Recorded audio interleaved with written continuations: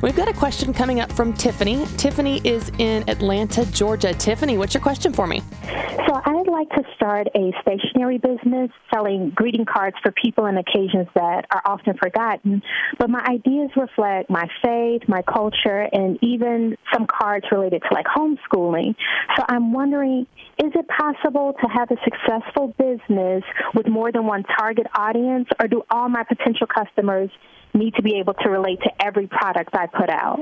Oh, that's a great question, Tiffany. First of all, a quick answer for you is no. You can have multiple markets. You can have a primary target audience. And then what you'll find as you begin to put your products out there more and more, you'll see what products sell well to what group of people. And so you may have, let's say, 3 or 4 that you're working with, but you'll always probably have a primary and then maybe a secondary target market. I'll give you an example of Business Boutique. When we started Business Boutique, obviously we started it for women. It never occurred to us to market to men because the event and books and so on, exist for women. It was written for women.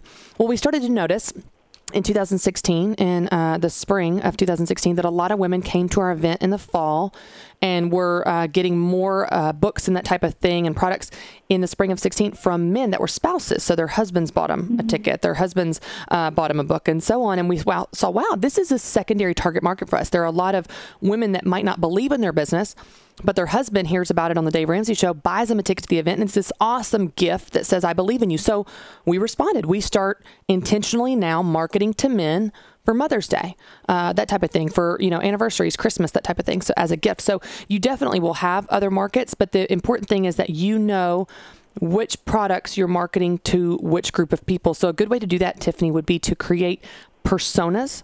So who's your persona? Who's this ideal customer that represents your primary market? Who's a different persona that maybe has a different problem or a different motivation that exists for a different group of products? So maybe you have a homeschool persona. Maybe you have a faith-based persona, and there may be some overlaps there. But what it helps you do, Tiffany, is it helps you narrow down to where you don't feel like you're trying to reach everyone with every product you have. You know who wants which thing, and you speak to them. You speak the language they speak, you solve the problems they have, and that type of thing. And so I'll give you a tip. There is a persona template that we can get to you. I'll make sure my team emails it to you, and you fill out that persona template, and that will help give you clarity on who your market is for which products or which areas and focus of your business. And fill out as many as you want to. You don't probably want to have more than 5 at your stage of business. I think 2 to 3 would be a good baseline, but start there. And then what's going to happen is you're going to know who you're talking to and what to say in all of your marketing. Does that make sense? Yes, that makes sense. Yes.